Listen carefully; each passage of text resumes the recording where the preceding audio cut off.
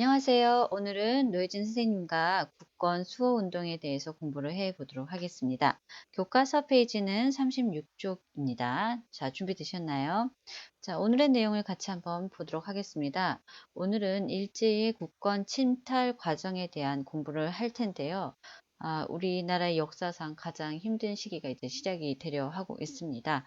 자, 일단 본 내용에 들어가기 전에 우리 앞에서 배웠던 내용 좀 기억을 해 주시면 우리가 3학년 들어와서 제일 먼저 했었던 게, 예, 흥선대원군 얘기를 했었고요. 이 흥선대원군에 대한 이제 서양의 접근, 그다음에 그러면서 개화냐, 위정척사냐라고 하면서 흥선대원군은 사실, 네, 세국 정책을 폈습니다. 위정척사에서도 개항 자체를 반대를 했었고요. 반면에 개화를 해서 서구화해야 된다, 근대화해야 된다라고 했었던 사람들도 있었고요. 그런 과정 중에서 이제 고종이 정권을 잡게 되면서 바뀌게 됩니다. 그래서 개화의 바람을 불게 되는데, 물론 이 사이에 이제 여러 가지 작은 사건들이 있었는데, 그건 앞쪽에 교과서를 참고를 해주시고, 이러면서 이제 조선이 개화를 하게 되면서 일본의 영향을 많이 받습니다. 그러자 청이 이 조선을 사이에 놓고 일본과 힘겨루기를 하게 되는 그런 양상이었죠. 그래서 우리 안타깝게도 조선을 사이에 놓고 청과 일본의 파워게임 속에서 터졌던 사건이 앞에서 배웠던 이모군란이라든가 갑신정변, 기억을 해주시면 되고요. 그 다음에 동학농민운동 과정에 있었던 청일 전쟁도 이에 연장선이라고 보시면 되겠습니다. 결국에는 이러한 사건들이 결국 나중에는 청을 밀어내고 조선 내에서 일본이 세력을 잡게 하는 일의 승리로 끝나게 되었던 그런 과정이고요. 그 이후에 이제 일본의 영향이 점점 커지자 이를 경계하기 위해서 명성황후와 민씨 측에서는 러시아를 끌어들이게 됩니다. 그래서 정부 안에서 러시아 친한 친러파를 형성을 하기 시작을 하죠. 이에 위기를 느낀 일본은 다시 이 친러파를 밀어내고 정권을 잡기 위해서 다양한 시도를 하게 됩니다. 그래서 사실 이번 단원 중의 내용은 이제 청이 아니라 러시아와 일본의 그런 갈등입니다. 러시아를 끌어들여다 보니까 결국에는 이제 이를 견제하기 위해서 을미사변 같은 비통한 사건이 일어나게 되었고요. 그 이후에 이제 굉장히 위태로운 상황이 계속이 됩니다. 일본은 힘을 키워서 러시아를 치려고 하고 있었고요. 혼자서는 어렵다라고 생각해서 러일 전쟁을 치르기 전에 영국 그리고 러일 전쟁 중에 미국과 동맹을 맺어가면서 자신의 이제 편을 만들고 있었던 그런 상황입니다. 그래서 일단 배경을 좀 기억을 해 주시고 이제 수업의 본 내용으로 들어가 보도록 하겠습니다. 자, 아래쪽에 보시면은요, 삼국간섭으로라고 얘기가 나오는데, 우리 앞에서 배웠던 내용이 되겠죠. 삼국간섭이라고 하면은, 우리 앞에서 얘기했던 것처럼, 1895년 얘기를 하고 있습니다. 삼국간섭 이후에 이제 러시아가 조선에 대한 영향력이 커지면서, 조선을 사이에 놓고서 일본과 러시아 사이에 이런 파워게임이 대립이 격화됩니다. 당시 러시아는 세계 곳곳에서 세력을 확장하려고 하고 있었고요. 그러다 보니까 특히 러시아가 커지는 것을 싫어했었던 영국이 일본을 지원합니다. 우리 교과서는 이렇게만 나와 있는데 사실 이게 이제 다른 교재에 보면은 제1차 영일동맹이라는 그런 단어로 등장을 합니다. 여기 아래에다가 쓰도록 하겠습니다. 제 1차 영일 영국과 일본의 동맹이다 라고 보시면 되겠습니다. 자, 이렇게 점점점 대치 상태로 가게 되자 그 사이에 있던 대한제국은 중립을 선언합니다. 영국이 일본을 지원한다라는 영일동맹을 맺고요. 두 번째 대한제국이 중립을 선언하긴 하지만 워낙에 힘이 없던 약소국가다 보니까 이런 중립선언에 아무도 귀를 기울이지 않습니다. 이런 상황 속에서 드디어 일본이 이빨을 드러내게 됩니다. 1904년 일본 러시아의 극동함대를 기습 공격한 후에 전쟁을 선포합니다. 이게 러일 전쟁의 시작인데요. 왼쪽에 지도를 보시면 아시겠지만 제물포 지금의 인천이죠. 그 다음에 리순 이 두 요동반도에 있던 랴오뚱반도에 있던 리순 두 개의 지역을 기습 공격하게 되면서 일본이 먼저 선제 공격을 시작을 하게 됩니다. 자, 사람들은 처음에는 러시아가 이길 거라고 생각을 했어요. 그런데 시간이 가면 갈수록 오히려 러시아가 밀리는 그런 형태가 등장합니다. 당시 일본은 영국의 지원을 받고 있었고요. 심지어는 이제 러시아 군대 이동 경로까지 이제 지원을 받던 나라들에 의해서 다 소식을 알고 있었기 때문에 굉장히 일본에게 유리한 그런 전쟁이 러일 전쟁이었다고 합니다. 자, 그러다 보니까 일본은 서울과 지방의 중요한 곳에 일본의 군대를 끌어다 놓고서 여기 보시면 아시겠지만 대한제국의 한일 의정서를 힘으로 이제 작성하도록 강요를 합니다. 특히 한일 의정서에는 군사상 필요한 곳을 우리나라 영토를 마음대로 사용할 수 있게 했고요. 그리고 또 전쟁에 필요한 물자를 운반하고자 우리나라 내에 경부선과 경의선을 부설하게 됩니다. 우리가 앞에서 근대 시설 배웠을 때 먼저 서울하고 인천을 연결하는 경인선이 제일 처음에 부설되었고요. 러일 전쟁 중에 경부선과 경의선이 만들어졌다라고 배웠는데 바로 이러한 이유, 전쟁에 필요한 물자를 운반하기 위해서 만들어졌다라는 사실 기억해 주시면 되겠습니다. 자, 다음 일본은 전쟁이 일본에게 유리하게 진행이 되자 이제 조선을 강압적으로 손아귀 쥐려고 합니다. 그래서 제1차 한일 협약을 강요하고 우리나라의 재정 파트와 그다음 외교 파트에 각각 일본인이 추천하는 고문을 파견했는데 여기 수업 시간에 얘기를 하다 보니까 여기에 고문이 사람을 괴롭히는 직업이냐라고 하는데 그게 아니라 한자가 전혀 다릅니다. 자문을 구한다. 뭐 이렇게 뭘 물어볼 때 좀 이렇게 뭐라고 해야 되죠? 조언을 구하는 역할을 담당하는 사람을 고문이라고 해요. 근데 일본은 고문이라는 형식의 그냥 거기에 맞춰서 조선의 정치를 간섭하기 위한 사람들을 보냅니다. 재정 쪽에는 일본인을 보내고요. 그다음 외교 쪽에는 당시에 이제 일본의 외무성 고용원으로 들어와 있었던 사람인데요. 이름은 좀 기억을 해주시면 되겠습니다. 이름은 스티븐슨이라고 합니다. 그리고 우리 교과서에 나오니까 이 뒤쪽에 나오거든요. 일본인이 추천해서 우리나라에 들어온 재정 고문은 이름이 메가타 다네타로라는 이름의 일본인이 들어왔습니다. 그래서 두 명의 고문을 파견해서 우리의 정치에 사사건건 관여를 하기 시작을 했어요. 그래서 제1차 한일협약에 의해서 고문이 파견돼서 우리나라의 정치를 관여한 시기다라고 해서 이때 정치를 줄여서 고문 정치라고도 합니다. 간단하게 메모를 해 주시면 좋겠습니다. 자, 그래서 우리나라를 좀 더 집요하게 제압하려던 일본의 시도에 대해서 보셨고요. 그러면서 러일 전쟁은 일본이 유리하게 점점 끌어가게 됩니다. 그 중에서 이제 하나 말씀드릴게 사실 러시아는 무적 함대라 불리던 발트 함대가 있었는데요. 이 발트 함대가 당시에 지중해 근처에서 활약을 하고 있었어요. 그런데 일본에 밀리게 되자 러시아가 이 지중해 근처에 있던 발트함들을 빨리 오라고 부릅니다. 근데 워낙에 이동 경로가 걸었고요. 전속력으로 온다 한들 꽤 시간이 걸리는 거리였는데 오자마자 일본과 전투를 해야 됐던 상황이기 때문에 발트함대가 무적함대가 지게 됩니다. 그러면서 이제 승기를 잡게 되는 이 일본이 러일 전쟁의 세기를 받기 위해서요. 다른 강대국들로부터 이 조선에 대한 우월적 지휘권을 인정받기 위해서 미국과 한번 협상을 하고요.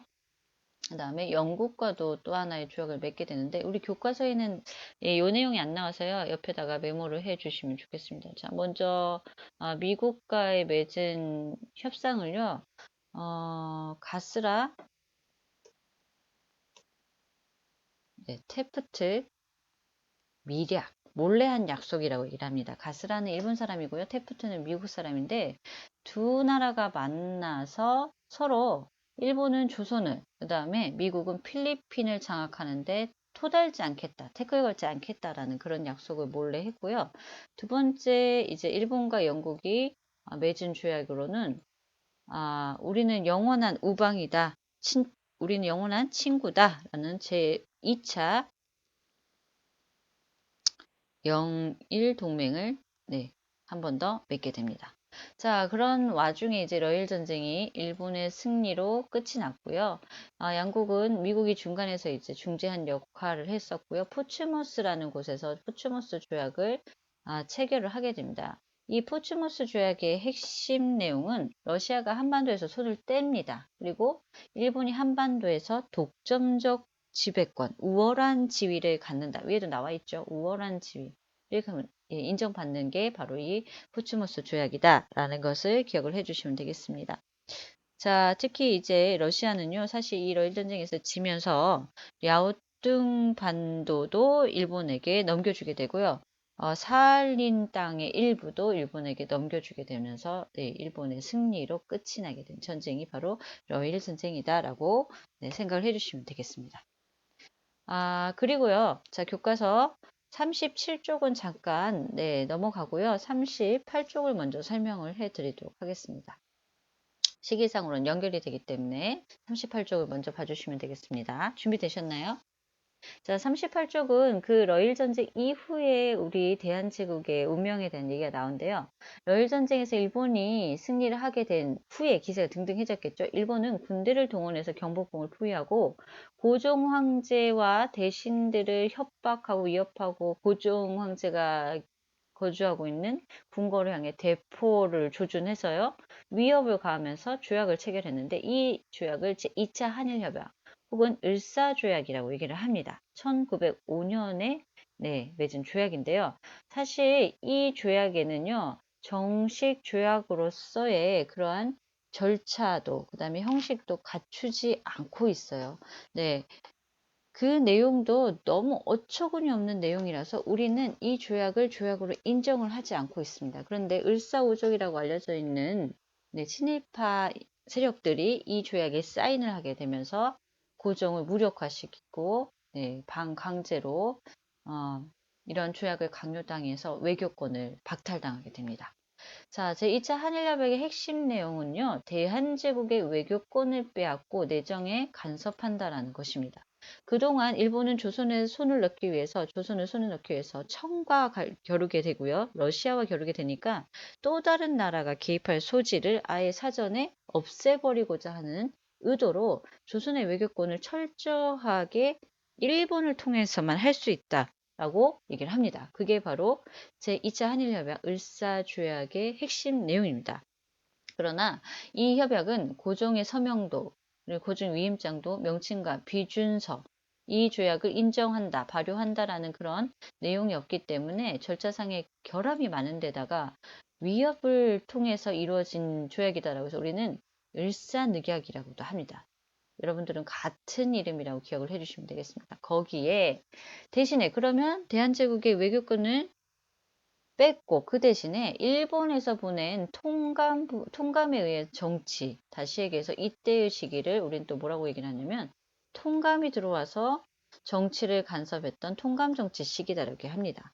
자, 그리고 이때 초대 통감으로 왔었던 인물이 바로 우리가 잘 알고 있는 이토 히로부미가 되겠습니다. 자, 통감부를 설치해서 이 통감부가 내정에도 간섭하고 외교도 간섭하는 네, 그런 형태가 됩니다. 이에 우리 민족은 결사적으로 한 걸 합니다. 유생들, 양반들은 조약 체결이 잘못되었다라고 주장을 하면서요. 나라를 팔아먹은 이 매국노를 없애버려야 된다라는 상소를 올리게 됩니다. 자, 그리고 민영환과 조병세라는 인물은 조약에 부당하다라는 울분을 네, 얘기하는 유서를 남기고 자결을 한 사람도 있었고요. 이 당시 을사년에 전국 각지에 의병 항쟁이 일어나고 이들을 을사의병이라고 합니다. 조약에 동의한 대신들 을사오적을 처단하기 위한 오적암살단이 조직되기도 해요.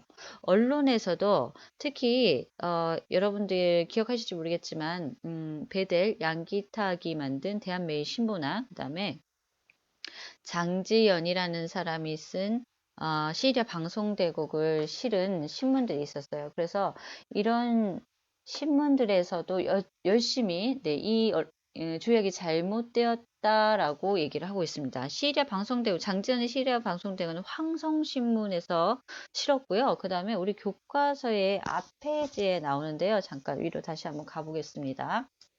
자, 36쪽에 제 왼쪽 상단에 보시면 대한매일신보의 민용환이라는 사람이 이 날이 정말 수치다, 치욕스럽다라는 그런 글을 남기고 자결을 하게 됩니다. 자, 왼쪽에 보시면 네, 명성황후 민씨일가의 한 명이었던 민용환의 사진을 볼 수 있고요. 이분이 남기신 글 오라 나라의 수치와 백성의 욕됨이 바로 여기 있으니 우리 인민은 장차 생존 경쟁하는 가운데 모두 멸망하려 하는구나 라고 얘기가 나오죠. 대한매일신보 양기탁과 베델이 만든 신문 다시 한번 기억을 해주시면 좋겠습니다. 자, 을사조약에 대해서 거센 항의가 있었음에도 불구하고 무력으로 계속 일본은 밀어붙이게 됩니다. 자, 이런 와중에서 고종은 을사조약의 무효를 주장하고자 여러 가지 다양한 방법을 알아보다가 네덜란드 헤이그에서 세계 강대국들이 열리는 만국 회의가 있고 거기에 특사를 파견하면 우리의 좀 억울함을 알릴 수 있지 않을까라고 해서 왼쪽에 보이시는 세 명의 인물, 네, 헤이그 특사를 파견하게 됩니다. 이 중에 이제 세 번째, 네, 이중, 굉장히 미남이시죠. 네, 이분은 당시 굉장히 대대로 외교를 담당했던 집안의 자제로서 이 당시 굉장히 젊은 나이에도 불구하고 러시아라던가 영어에 굉장히 능통했다라고 얘기를 합니다. 그래서 보다 좀 더 나이 많은 이준 이상설과 함께 특사로서 활약을 했지만 사실 이 네덜란드 헤이그에서 일본의 방해로 회의장 안에 들어가지도 못했어요. 그래서 지방 신문지에 간신히 우리의 억울함을 알리는 정도의밖에 활동을 하지 못했습니다. 그래서 왼쪽에 계신 이준 열사 같은 경우는 화병으로 네덜란드에서 네, 돌아가시게 됩니다.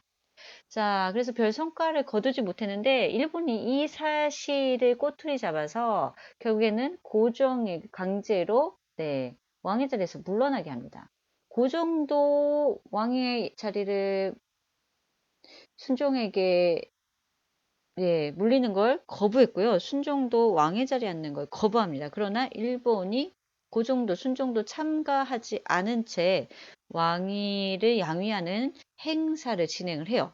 그리고 나서 순종을 왕으로 앉히고 난 뒤에 곧바로 한일 신협약을 네, 강요합니다. 계속 강요라는 단어가 들어오죠. 반강제로 무력에 의해서 어쩔 수 없이 네, 조약을 체결하게 되는데 이 조약의 핵심 내용은 각 행정부서의 장관 밑에 있는 차관을 전부 일본인을 안치게 해서요. 결국에는 좀 더 치밀하게 우리나라의 내부의 정치를 간섭하기 시작합니다. 이뿐만 아니라 돈이 없다란 이유로 우리 대한제국의 군대까지 강제 해산을 시켜요.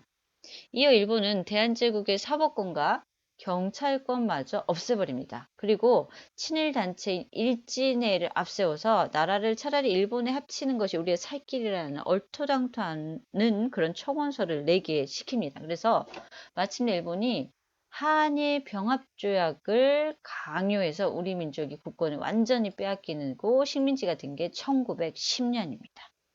자, 아래쪽에 사료 돋보기는 을사늑약, 왜 우리가 조약이 아니라 늑약이라고 얘기하는지에 대한 얘기가 나오는데요. 자, 일단 오른쪽에 사진을 보시면 고종의 서명이 없는 문서다라는 거 기억을 해주시고요.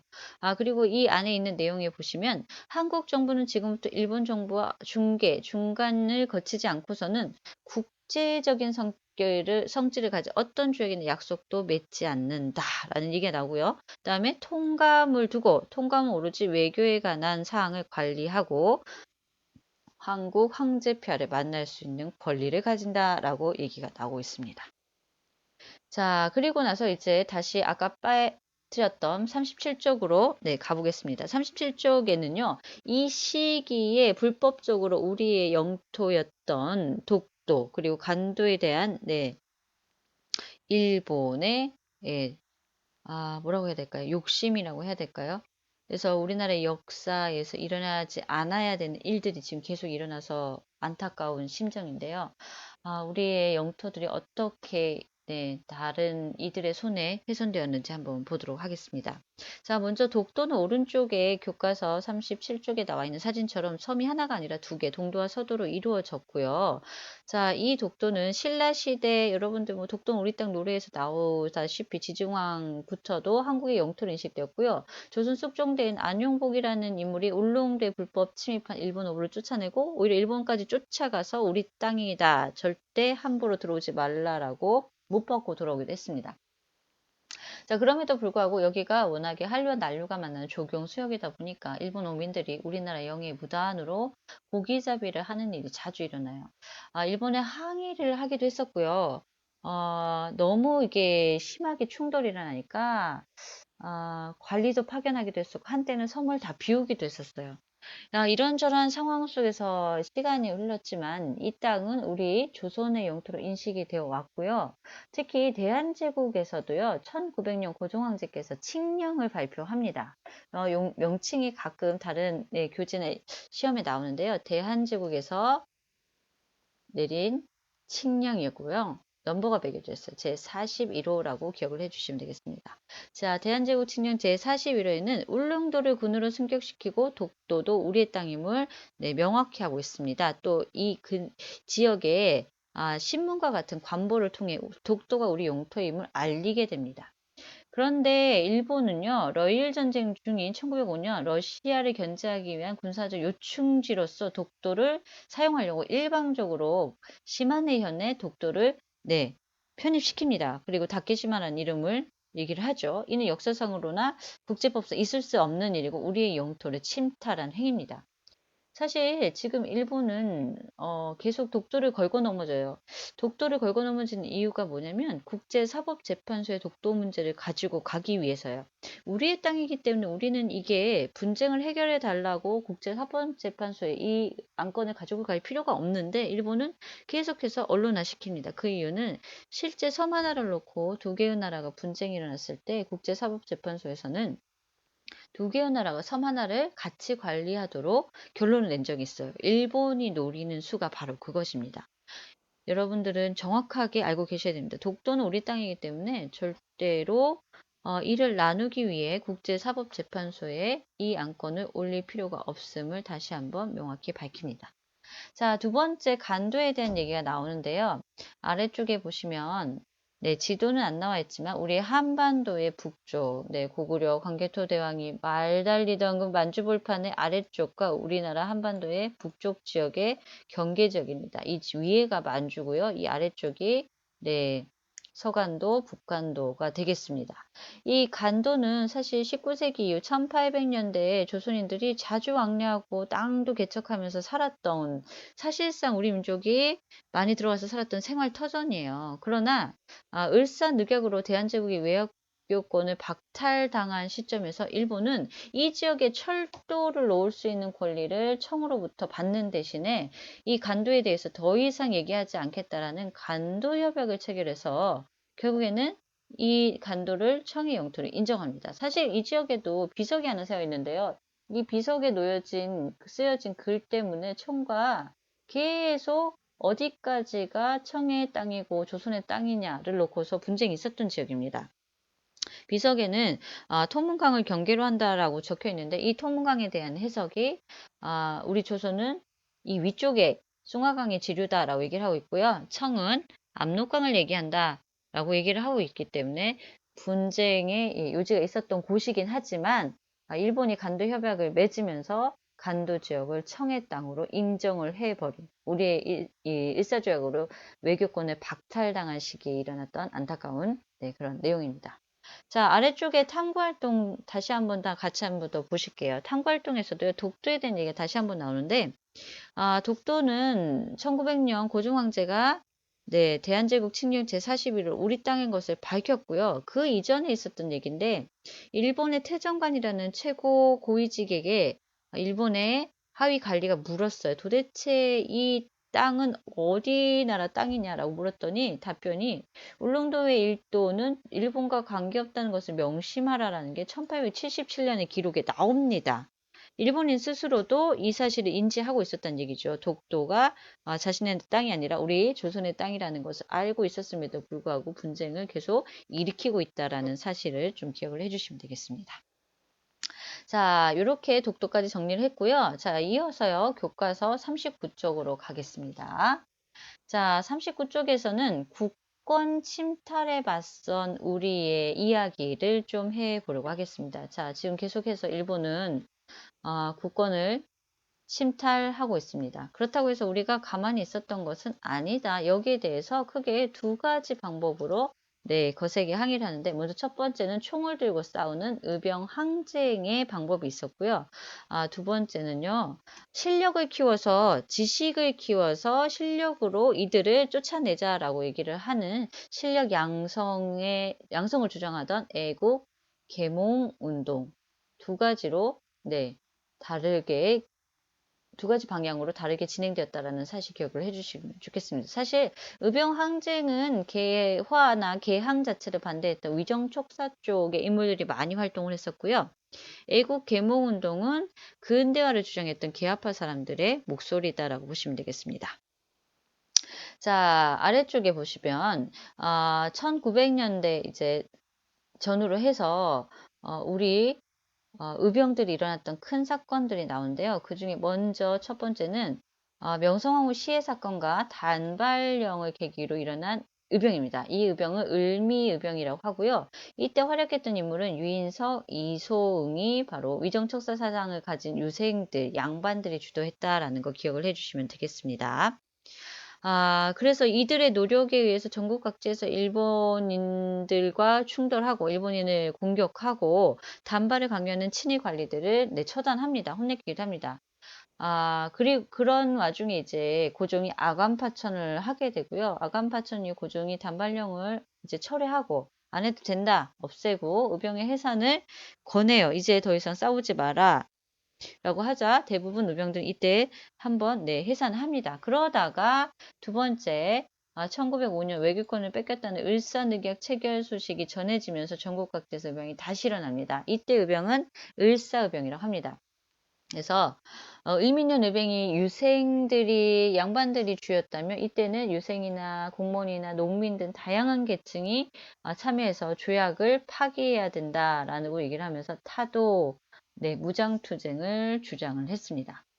자, 아래쪽에 탐구활동은 읽어보시면 쉽게 풀 수 있는데요. 을미의병 때 활약했던 유인석이 의병을 일으킨 이유를 지금 물어보고 있는데, 문장에서 보시면 아시겠지만 국모의 원수다. 그리고 임금께서 머리를 깎으시는 지경. 을사의병의 을미사변과 단발령 때문이었다라는 거 보시면 되겠습니다. 그래서 정답은 을미사변과 단발령이라고 써주시면 되겠습니다. 자, 이어서 40쪽에 보시면 앞서 얘기를 하던 중에 잠깐 문제를 풀었는데요.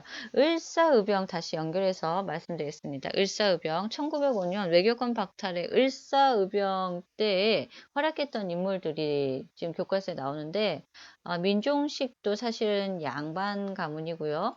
최익현도 양반 가문. 특히 이분은 위정척사의 대가죠. 이때도 70세가 넘은 나이에 사람들을 이끌고 의병을 일으켰다가 체포되어서 쓰시마성까지 끌려가서 거기서 사망을 하신 분입니다. 자, 그리고 태백산 일대에서 평민 출신이었던 신돌석이라는 사람이 태백산 호랑이라는 별명으로 한때 1000명에 이르는 의병을 잃고 일본군과 유격전을 벌여서 큰 성과를 올렸다라는 거 기억을 해주시면 되겠습니다. 그래서 두 가지 지금 의미의병과 을사의병에 대해서 얘기를 했습니다. 자, 그 이후에도 의병항쟁은 곳곳에서 계속 이루어지는데 그 중에서 다시금 한번 이들이 크게 일어났던 때가 1907년 해그 특사 파견을 계기로 고종이 강제로 퇴위되고요. 돈이 없다라는 이유로 군대가 해산이 됩니다. 자, 그러자 이제 의병에 군인들이 참가하게 되면서 의병 전쟁으로 발전하게 돼요. 해산된 군인들이 의병에 가담하고 더 조직적으로 사람들이 참여하게 되면서 전투력이 강화됩니다. 특히 각 지역의 양반 출신 의병장들이 이인영이라는 사람을 총대장으로 해서 13도 연합의병, 13도 창의군이라고도 하는데요. 결성을 해가지고 서울 진공작전, 서울에 가서 고종을 구출하자라는 작전을 시도했지만 실패를 합니다. 이 사연에는 또 이인영이라는 총대장이 진공작전 D-Day를 얼마 앞두고 아버지가 돌아가시면서 네, 장례식을 치러 가는 바람에 군대의 사기가 꺾였다라는 그런 얘기도 있고요. 양반들이다 보니까 이 효를 또 너무 강조하게 되고 막상 서울 진공작전을 할 때 손발이 맞지 않게 되면서 실패하였다라는 그런 평가가 있습니다. 자, 이후 전라도 지역을 중심으로 의병 활동이 치열하게 전개되었지만 일제는 이들을 철저하게 탄압을 합니다. 그러면서 국내 의병 활동은 점점 약해지게 되고요. 그래서 결국에는 일본을 피해서 일본의 탄압을 피해서 북쪽에 있는 간도 지역으로 넘어가게 되면서 그 뒤에 우리의 나라의 독립운동 기지는 간도 지역이 됩니다. 자, 왼쪽의 지도는요, 이 당시에 활약했었던, 그리고, 의병들과 그들이 활약했던 장소, 지역이 지도에 표시가 되어 있습니다. 참고로 봐주시면 좋겠습니다. 자, 이런 와중에 이제 의사와 열사들의 투쟁도 잇따르게 됩니다. 우리나라의 국권 침탈에 맞서서 여러 다양한 분야에서 많은 인물들이 활약을 하셨는데요. 나인영, 나철, 오기호 등은 자신이라는 단체를 만들어서 오조 감사일단을 조직해서 활동했고요. 전명과 장인하는 일본의 편에 서서 우리나라의 한국 침략을 앞장서던 미국인 스티븐슨을 미국 샌프란시스코까지 가서 사살하는 데 성공합니다. 특히 이 전명훈 장인왕은 서로 잘 모르는 사이였어요. 근데 각각 거사에 나서고 거기에서 스티븐슨 동시에 저격을 하게 되는데 전명훈의 권총이 불발되면서 실패하게 되고 이어 장인환이 다시 세 발을 쏘아서 그중 두 발이 스티븐슨을 맞추게 되면서 결국에는 거사를 성공하게 됩니다. 자, 아래쪽에 역사적인 인물은 우리가 아주 잘 아는 위인이시죠. 안중근 의사의 모습이 나와 있는데요. 이때가 이제 30살, 31살이었다고 합니다. 사망할 때가 31였고요. 거사를 치를 때가 30살이었으니까요. 젊은 나이에 굉장히 의로운 행동을 하셨습니다. 안중근 의사는요, 우리나라를 침략하는 일본에 가장 앞서서 활약했었던 인물을 이토 히로부미라고 생각을 했고요. 이토 히로부미를 처단하기 위해서 매우 노력을 많이 했습니다. 그러던 와중에 이토가 러시아 대표단을 만나서 이 한반도 문제를 협상하러 하얼빈에 온다는 얘기를 듣고 먼저 움직입니다. 그래서 만주 하얼빈역에서 이토 히로부미를 처단하고 여러분도 아시다시피 동양 평화론을 주장하면서 모두가 화합을 하면서 살기를 바랬습니다. 특히나 재판정에서도 스스로를 변호할 정도로 뛰어난 언변을 가지고 계신 분이셨는데요. 본인은 일본과 싸우다 잡힌 전쟁 포로이기 때문에 국제법에 따라서 일본이 아닌 제3자가 재판해 주길 원했지만 당시에 중국도 그렇고 우리도 그렇고 힘에 억압적으로 눌려서 일본이 급히 재판을 하는 그런 상황이었습니다. 그래서 안타깝게도 재판이 국제법에 따라서 치러지지 않았습니다. 그래서 아주 편파적인 일본인 변호사를 세워서 재판할 수 없는 그런 상황이었고요. 이에 안중근 의사는 일본인 변호사 따위가 변호할 바에는 스스로 변호를 하겠다라고 하면서 우리 민족의 자부심, 우리 민족의 주권에 대해서 강렬히 외치고 강한 인상을 남겨주셨죠. 참고로 기억을 해주시면 되겠습니다. 자, 이어서 41쪽은요. 실력을 키워서 우리의 힘으로 자주 국권을 세우자라는 애국 계몽 운동을 하던 사람들에 대한 얘기가 나오는데요. 지금 우리 교과서에서 나오지만 을사조약을 전후해서 민족의 실력을 길러 국권을 회복하자라는 게 핵심입니다. 이들을 우린 애국계몽운동가라고 애국계몽운동이라고 얘기를 합니다.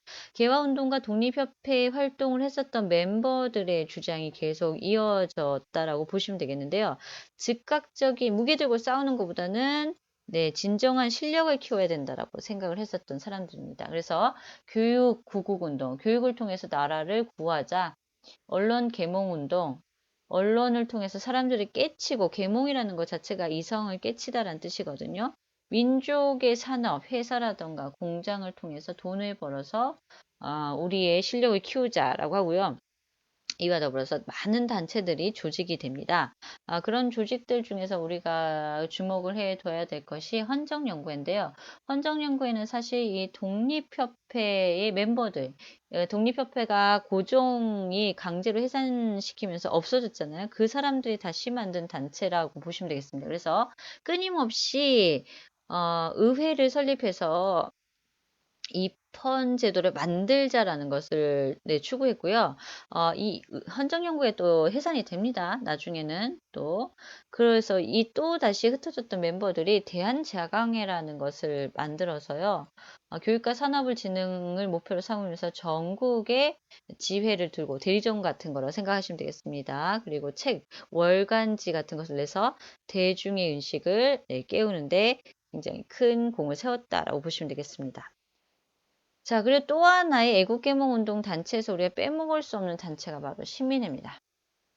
자, 통감부가 계속 조직적으로 민족운동을 방해하고 탄압을 하게 되자 결국에는 안창호, 그 다음에 대한매일신보를 만들었던 양기탁 등이 중심이 되어서 비밀단체인 시민회를 조직을 합니다. 시민회는 국권회복과 공화정을 원했습니다. 그래서 굉장히 다양한 활동을 하는데 대성학교와 오산학교를 세워서 민족교육에 힘쓰고 평양 이게 도자기 회사입니다. 도자기를 만드는 회사가 대구의 태극서관 서점이자 출판사예요. 그래서 책들을 인쇄해서 파는 곳 등을 운영하면서 돈을 벌 수 있는 길을 마련합니다. 또 시민회는 장기적인 독립운동을 위해서는 근거지가 필요하다. 그래서 국외에다가 독립운동 핵심 기지를 만드는데요. 이에 따라서 이 시민의 뜻을 같이 했던 이회영, 이상용 등이 남만주 지역의 삼원보라는 동네에서 마을을 형성하고요. 신흥 강습소를 세워서 여기서 사람들을 모아서 교육을 합니다. 이 신흥 강습소는요, 나중에 신흥 무관학교로 이름을 바꿔요. 그래서 신흥 무관학교로 이름을 바꾸면서 여기에서 활약했었던 인물들이 우리의 뒤에서 나오는 봉오동 전투, 그 다음에 청산리 대첩, 이런 지역, 이런 전투에서 활약했던 독립 의사들을 가르쳤던, 그리고 군사훈련을 시켰던 그런 기관이 되겠습니다. 참고로 여러분들 아마 최근에 이제 많이 들어보셨던 인물인데요. 이회영이라는 인물은요, 여섯 형제가 이 1910년 한일 병합이 되자 모든 조선 내에 재산을 처분을 해서 그 돈을 가지고 이렇게 간도로 와서 독립기지를 세웠다고 하는데요. 명동 일대에 땅이 많았던 부자 가문이었는데 그 땅을 처분했고 그 땅이 오늘날의 가치로 환산하면 약 600억 원이라는 거대한 돈을 가지고 이렇게 삼원보에서 독립운동 기지에 처음 터를 닦는데 혁혁한 공을 세우셨어요. 그래서 약 10년 동안 독립운동을 하려는 사람들의 뒷바라지를 자처하셨는데 안타깝게도 이들 6분의 형제 중에서 한 분만이 살아 돌아오셨고 나머지 분은 전부 다 독립운동 과정 중에 탄압을 받아서 사망을 하셨습니다. 참고로 기억을 해 주시면 좋겠습니다. 자, 교과서 41쪽의 위쪽에 보시면은 이제 이 신민회에서 세웠던 학교 중에 하나, 이승훈이 세웠던 오산학교의 개교식 식사가 등장을 합니다. 그래서 지금 보시면 애국 계몽 운동을 보시면 총도 칼도 드는 사람도 있지만 그보다 더 중요한 것은 백성을 깨우치는 교육의 일이다라는 것을 강조했다라는 거 참고로 기억을 해 주시면 되겠습니다. 자, 그리고 한 장 넘겨주시면 42쪽 나오는데요. 또 하나의 운동은 러일 전쟁 중에 일어났던 활동인데요. 그리고 그 이후의 활동인데 이때 러일 전쟁 중에서 우리나라에 고문으로 온 일본이 메가타 다네타로 앞에서 한번 얘기했는데 화폐 정리 사업을 실시해요. 핵심은 조선 화폐가 아니라 대한제국의 화폐 유통을 금지하고요. 일본 은행에서만 발행한 화폐를 사용하게 합니다. 그러면서 조선의 화폐를 완전히 무마시키고 일본의 경제권을 장악하기 위한 그런 시도였다고 보시면 되겠습니다. 통가부도 일본에서 괜히 큰 돈을 들여와서 일본인의 치안과 편의를 위해 경찰을 더 많이 세우고 병원과 상하수도 등의 생활시설을 마련합니다. 대신에 이 모든 것은 다 대한제국을 위한 것이라는 핑계로 대한제국에 빚을 안기게 돼요. 이에 애국 지식인들은 일본의 이런 경제적인 속박, 애 속에서 벗어나기 위해서 우리가 돈을 모아서 나라 빚을 갚자는 국채 보상 운동이 시작이 됩니다. 대구에서 서상돈이라는 인물에 의해서 시작이 됐는데요. 특히 대한매일신보에서 이 양기탁 배들이 운영했던 대한매일신보 네, 역시 네, 시민회에서도 이 활동을 적극적으로 네, 돕게 되는데요. 자, 이러한 운동을 어, 계속 전국으로 알려요. 그래서 이 운동이 점점 커지게 됩니다. 남자들은 담배를 끊어서 그 돈을 모으자라고 얘기를 하고요. 여자들은 반지와 비녀를 성금으로 냅니다. 자, 그러면서 점점 규모가 커지자 통감부가 이거 아무래도 일본을 어, 배척하는 그런 운동이야라고 평가를 해요. 그래서 이거를 방해를 합니다. 그러면서 양기탁을 잡아다가 이 돈을 모아서 어디다 썼냐? 네 개인 돈으로 쓴 거 아니냐라는 그런 억울한 누명을 씌워서 결국에는 탄압을 합니다. 그러면서 이 운동에 가장 앞장섰던 인물을 차례차례 네, 탄압을 하게 되면서 결국엔 국채보상운동이 중간에 중단되고 맙니다. 그래서 안타깝게도 별 성과를 이루지 못했어요. 사실 국채보상운동은 이 평가가 서민층은 굉장히 많이 참여를 했어요. 하지만 돈을 가진 자들은 오히려 여기에 참여를 하지 않았다는 게 한계점이 있습니다. 아래쪽에 탐구활동 보시면 국제보상운동의 실제 이제 대한민국 신보에 실린 글인데요.